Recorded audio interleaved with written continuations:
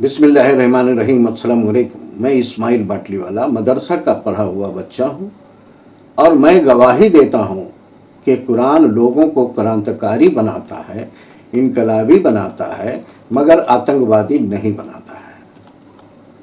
میں بتا رہا ہوں کہ جو لوگ جہاد کے نام پر بے گناہ لوگوں کا خون بہا رہے ہیں، ان کا قرآن اور اسلامی تعلیم سے سمبند نہیں ہو سکتا ہے، کیونکہ دنیا بھر میں اگر کوئی وچاردھارا یا کتاب آتنکواد کے خلاف ہے تو وہ اسلامی وچاردھارا ہے اور قرآن ہے۔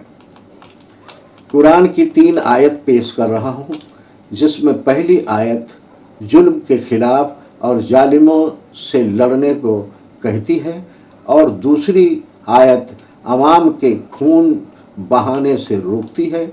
تیسری آیت جو تم سے نہیں لڑتا ہے اس سے کسی بھی طرح کی لڑائی نہیں کرو، یہ روکتی ہے۔ نمبر 1، قرآن کی سورہ نساء آیت نمبر 75۔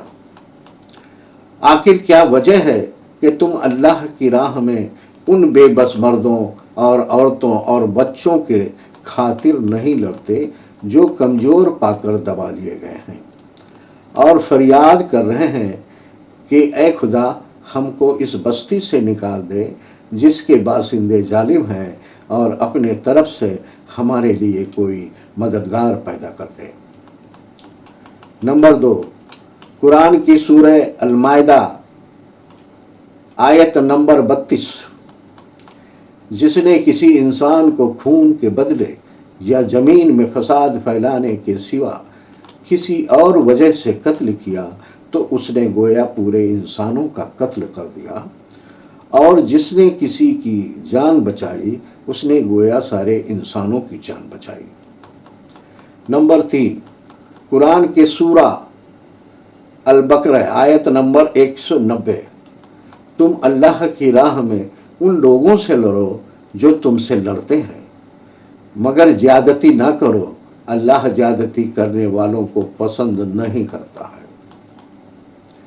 ساتھیوں، دیش کی مسجدوں کی نماز میں صرف قرآن پڑھا اور سنا جاتا ہے، اور مسجدوں کے خطبہ میں رسول رحمت کی زندگی کے بارے میں اور ان کے ساتھیوں کی زندگی کے بارے میں پڑھا اور سنا جاتا ہے اور دعا کیا جاتا ہے۔